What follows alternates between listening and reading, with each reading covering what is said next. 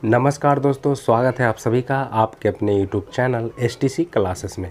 दोस्तों, मैं हूं शत्रुघ्न यादव।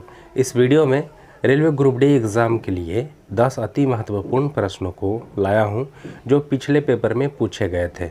और ये 10 महत्वपूर्ण प्रश्न अलग अलग सब्जेक्ट के हैं। इसमें मैथ, रीजनिंग और जीके का भी प्रश्न मिलने वाला है।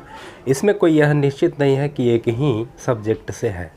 तो चलिए, अति महत्वपूर्ण प्रश्न है और इस तरह का प्रश्न ही पूछे जाने की संभावना ज़्यादा है। और पहले वाला वीडियो यदि आप नहीं देखे हैं तो इस चैनल के प्लेलिस्ट में जाइए, प्लेलिस्ट बना हुआ है, उसमें वीडियो आपको मिल जाएगा। तो चलिए, आज का पहला प्रश्न आपके सामने है। देखिए, इस तरह का प्रश्न पूछा ही जाता है। एक प्रश्न हमेशा पूछा जाएगा दर्पण छवि का, ठीक है। दर्पण छवि दो तरह के होते हैं, एक क्षैतिज और एक ऊर्ध्वाधर। इसमें क्षैतिज पूछा गया है। पहले हम आपको कंसेप्ट देते हैं कि क्षैतिज क्या होता है और ऊर्ध्वाधर क्या होता है। बस बहुत कम समय लेंगे आपसे। एक अक्षर है आर, और जब हम क्षैतिज कहेंगे तो इसको नीचे जो है दर्पण लगा देंगे। और क्षैतिज में केवल ऊपर नीचे चेंज होता है, दायां बायां चेंज नहीं होता है, ठीक है। तो इसमें ऊपर नीचे चेंज हो जाएगा, तो ऊपर नीचे चेंज हो जाएगा, इस तरह का हो जाएगा, ठीक है। दायां बायां वही है। और यदि हम इसी अक्षर में ऊर्ध्वाधर दर्पण लगाएंगे तो ऊर्ध्वाधर दर्पण में दाएं बाएं हो जाएगा और बाएं दाएं हो जाएगा। इस तरह का दाएं वाला बाएं हो गया और बाएं वाला दाएं हो गया। तो इसमें क्या कह रहा है कि LI सिक्के का आपका क्षैतिज दर्पण छवि बताना है। तो क्षैतिज का अर्थ होता है नीचे, नीचे दर्पण लगाना है। तो केवल L यहाँ पर चेंज हो जाएगा ऐसे, बाकी तो I का चेंज नहीं होगा, C का भी चेंज नहीं होगा और K का भी चेंज नहीं होगा। तो ये किस ऑप्शन में है? देखिए, ऑप्शन नंबर C में ऐसा है, तो C आंसर हो जाएगा। पहला जो क्वेश्चन है इसका हम आपको दे दिए हैं सॉल्यूशन, ठीक है। तो यही कंसेप्ट होता है। चलिए अगले प्रश्न की ओर चलते हैं। तो अगला प्रश्न भी आपके सामने है। देखिए, ये जो है आयतन से रिलेटेड प्रश्न है। आयतन से संबंधित कह रहा है कि एक लंबवृत्तीय शंकु का आयतन उसके आधार की त्रिज्या उसके ऊंचाई का 1/3 भाग है और एक अर्धगोले के आयतन बराबर है। तो शंकु और अर्धगोले की त्रिज्या का अनुपात क्या है? देखिए, सबसे पहली बात कि शंकु का आयतन और अर्धगोले का आयतन, ये दोनों आयतन क्या है? आपस में बराबर है। तो दोनों को आयतन को बराबर कर देते हैं। तो शंकु का आयतन 1/3 पाई r² होता है। अर्धगोले का आयतन होता है 2/3 पाई r³। इसमें स्मॉल r रखेंगे क्योंकि यहाँ पर त्रिज्या जो है अलग अलग है। शंकु की त्रिज्या अलग है और अर्धगोले की त्रिज्या अलग है। यहाँ पर कहा गया है शंकु की त्रिज्या के बारे में कि उसके ऊंचाई का 1/3 भाग है।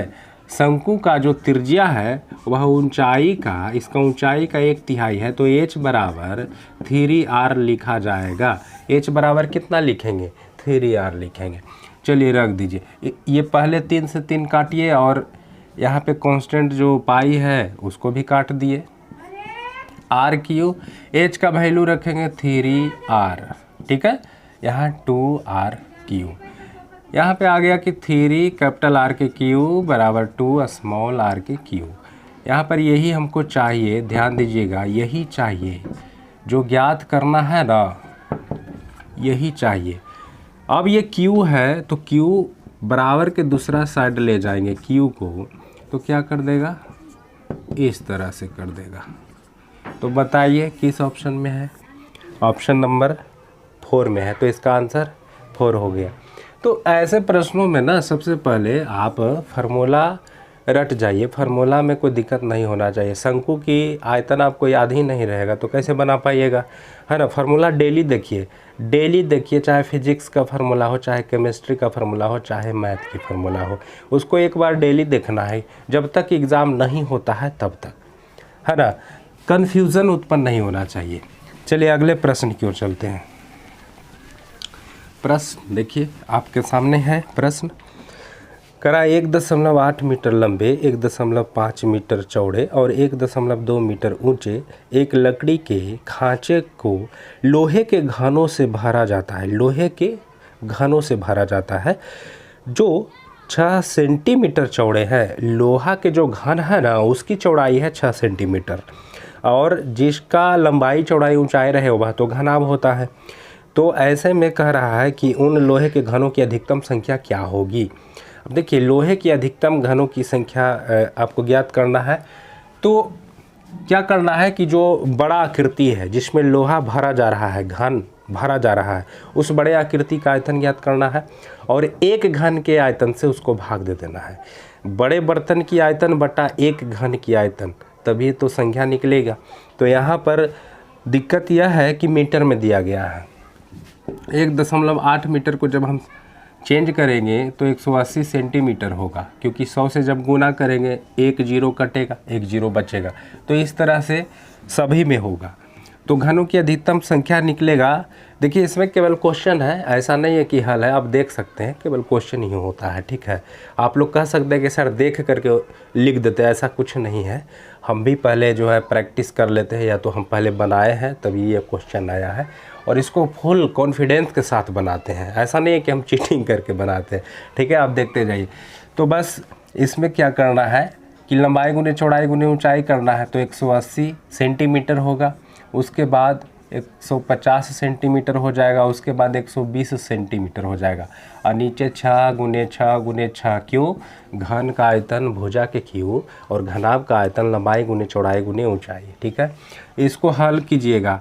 तो हल कीजिए 6 18, 30 से कटा, 6 5 30, इससे 6 दूनी के 12 20। अब इसको गुना कर दीजिए, गुना कर दीजिए। 15 5 75, 75 दूनी 150, 75 दूनी 150 के जीरो पड़ेगा, क्या जीरो पड़ेगा। इसके लिए 1 2 और 2 1 3 जीरो। देख लीजिए आंसर कहाँ है, बी में है, दूसरा ऑप्शन में है, आंसर हो जाएगा, ठीक है। तो इतने घनों की जो है आवश्यकता पड़ेगी। तो ये कंसेप्ट आपको क्लियर हो गया होगा, मैं आशा करता हूँ। चलिए अगले प्रश्न की ओर चलते हैं। समय भी ज़्यादा नहीं लेंगे आपका, और क्वेश्चन भी अलग अलग तरह का करवा देंगे। चलिए अगला प्रश्न है कि 20 मीटर ऊंचे टावर के शीर्ष पर खड़ा एक लड़का एक पत्थर गिराता है। माना स्मॉल g बराबर 10 मीटर प्रति सेकंड स्क्वायर है। वह वेग कितना है जिसके साथ पत्थर ज़मीन पर गिरेगा। देखिए कोई भी पत्थर ऊपर से गिरा रहे हैं ऊंचाई से, और वह ज़मीन को हीट करता है। तो ऐसे में एक फार्मूला आपको वह वेग का ज्ञात करना पड़ेगा। वह वेग बराबर 2gh का रूट। इसको आप जो है नोट कर लीजिए, बहुत अच्छा फार्मूला है, ठीक है। तो 2g कितना है 10, h कितना है 20, कितना हो जाएगा 400। तो 400 का रूट कितना होता है 20। अब ये वेग का फार्मूला है, मीटर प्रति सेकंड में ही आएगा। तो ये आंसर हो गया, ठीक है। इस प्रश्न का आंसर हो गया। इस तरह का प्रश्न हर शिफ्ट में पूछा गया था पिछला बार, ठीक है। इस बार भी देखिए कंसेप्ट चेंज नहीं होता है, जो भी कंसेप्ट होता है वही कंसेप्ट होता है। आखिर ये क्वेश्चन पूछेगा कहाँ से, जो मेन बेसिक चीज़ होता है वहीं से क्वेश्चन पूछा जाता है। चलिए अगले प्रश्न की ओर चलते हैं। प्रश्न केमिस्ट्री का आ गया है। देखिए फिर से कह रहा है कि खाली स्थान तत्व में 2 कक्षाएं हैं जो पूरी तरह से भरी हुई है। वह कौन सा तत्व है जो 2 कक्षाएं हैं और पूरी तरह से भरा हुआ है। तो 2 कक्षा वाला और पूरी तरह से भरा हुआ होना चाहिए, कौन होगा बताइए। पहली कक्षा में 2 और दूसरी कक्षा में 8, ये पूरी तरह से भरा हुआ है।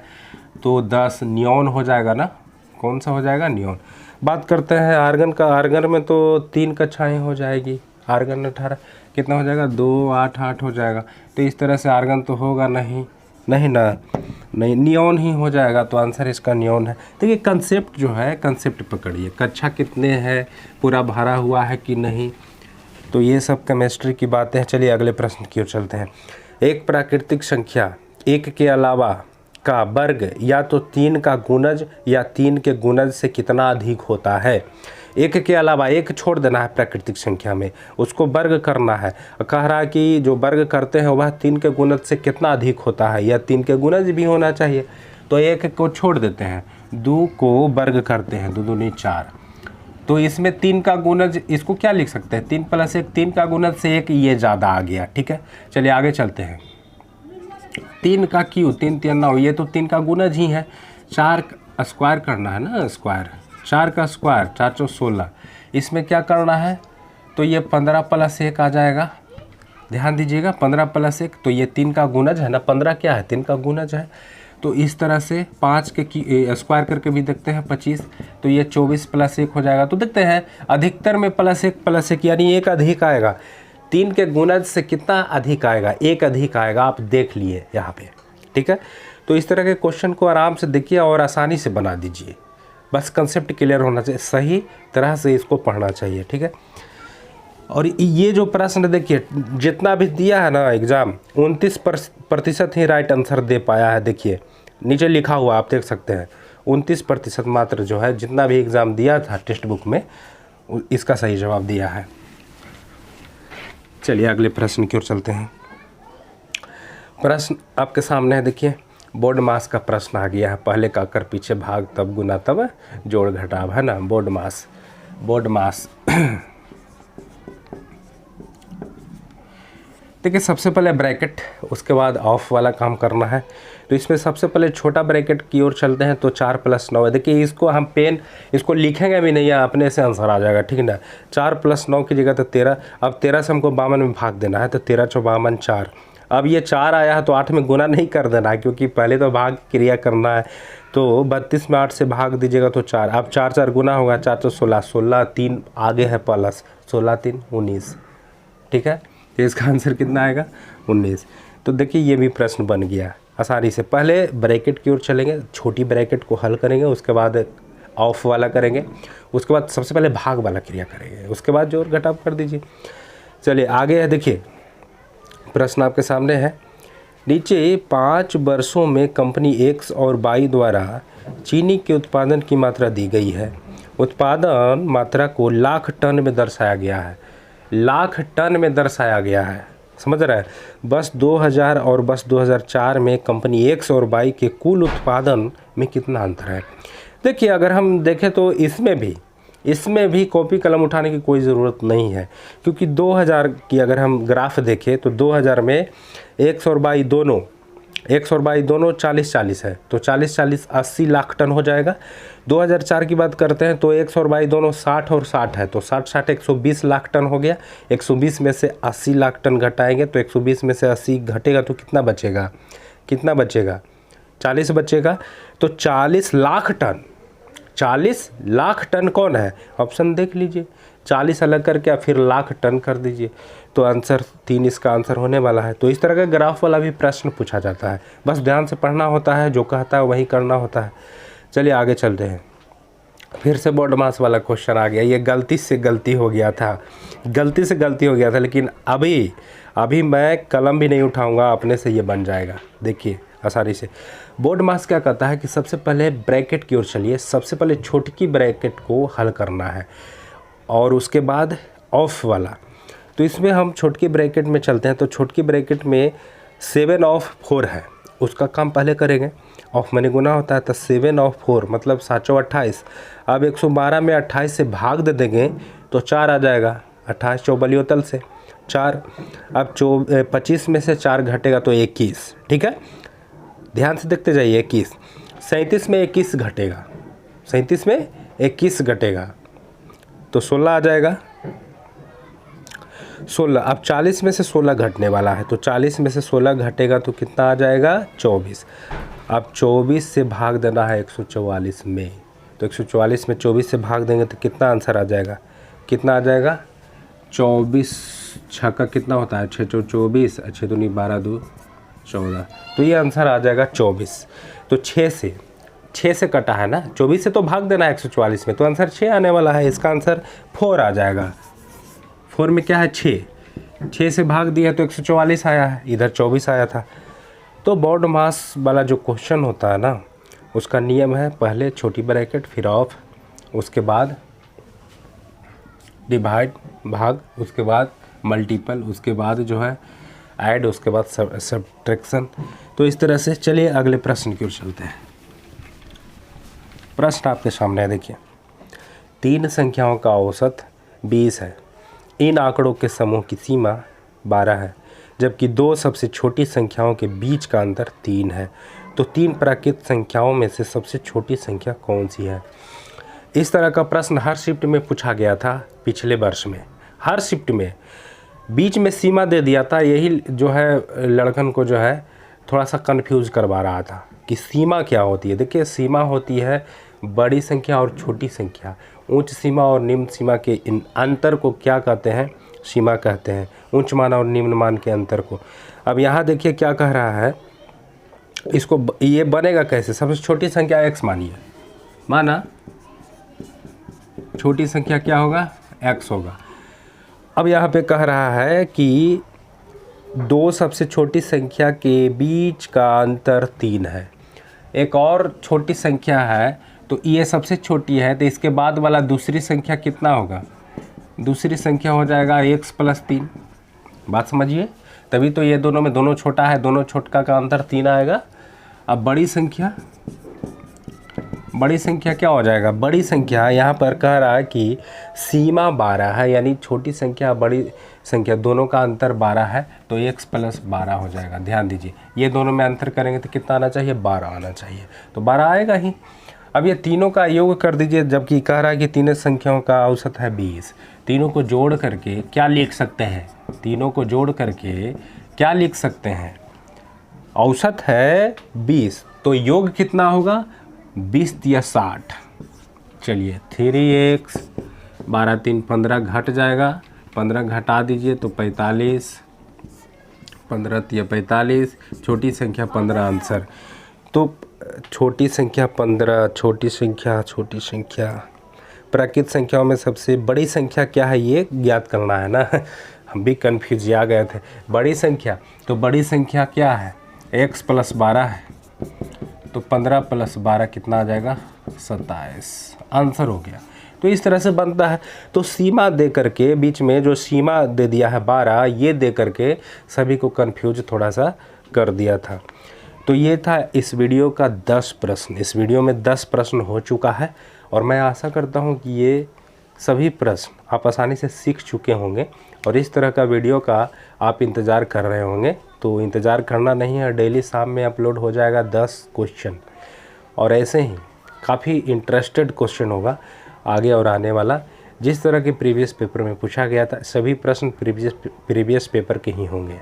ठीक है, तो चलिए दोस्तों, मिलते हैं अगले वीडियो में।